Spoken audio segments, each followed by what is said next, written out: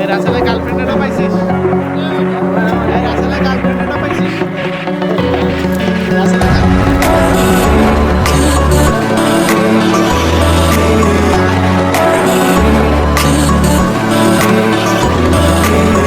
লাইভে যা গার্লফ্রেন্ডের জন্য নিছিস না? গার্লফ্রেন্ডের জন্য নিচ্ছি। থাকলে গার্লফ্রেন্ডের জন্য নেবো না। আচ্ছা, ঠিক আছে, আর কিছু মামা?